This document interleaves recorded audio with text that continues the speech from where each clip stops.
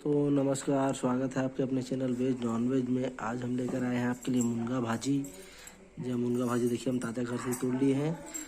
अब देखिए इस तरीके से तोड़ लेंगे और भाजी को काटना वगैरह नहीं है हंसिया पे या किसी भी चीज़ पे, ऐसे निकालना है भाजी को।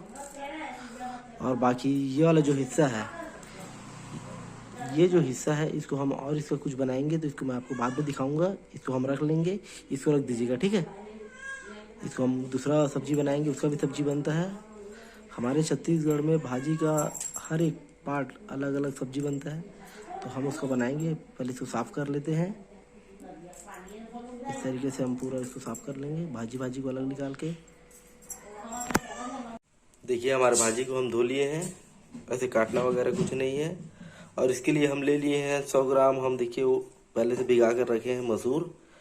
ये हमारा 2 से 3 हमारा लहसुन, 3 से 4 हमारा लाल मिर्च सूखी वाली।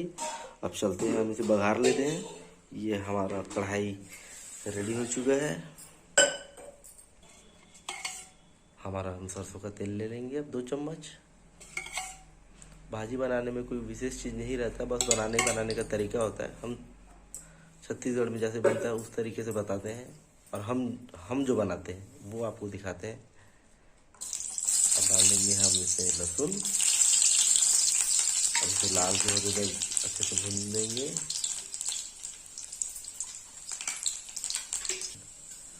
देखिए हमारा लहसुन काफ़ी अच्छे तरीके से लाल हो चुका है। अब डाल देंगे हमारा सूखा मिर्च लाल वाला। काफ़ी अच्छा खुशबू आ रहा है मिर्ची और लहसुन का, हल्का सा खरखराहट वाली खुशबू। अब डाल देंगे हमारा भाजी।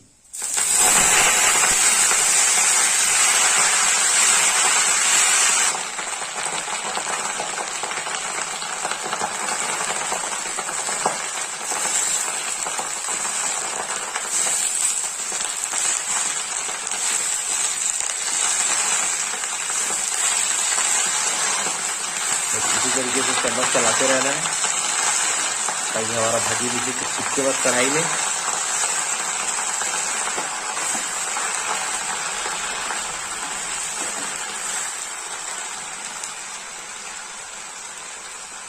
अब हमारा डाल देंगे जिसको भिगा कर रखे थे मसूर को, हम इसको डाल देंगे।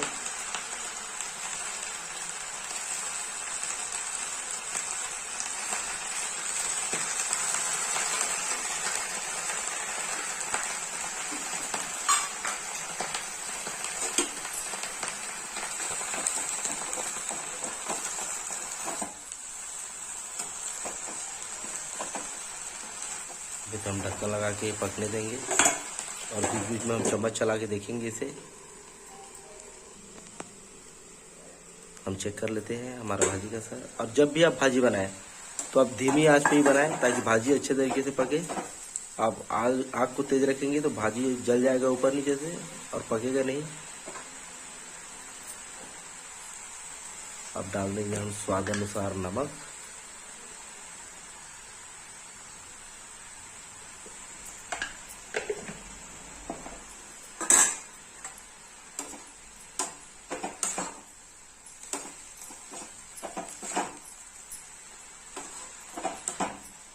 अब इसे हम 15 से 20 मिनट तक अच्छे से चम्मच चलाते रहेंगे बीच बीच में, ताकि हमारा भाजी बढ़िया से भुना जाए, बढ़िया से पक जाए।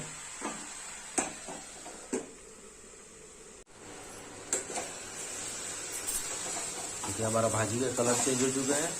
और इस भाजी की एक खासियत है कि आप इसे ज़्यादा भूनेंगे ज़्यादा टाइम तक तो ये भाजी कड़वा हो जाता है, तो थोड़ा ध्यान देकर भूनते रहें। 15 से 20 मिनट से ज़्यादा नहीं भून जाए। जैसे लगे कि भाजी पक गया है तो आप तुरंत उतार लीजिए, नहीं तो भाजी कड़वा हो जाएगा।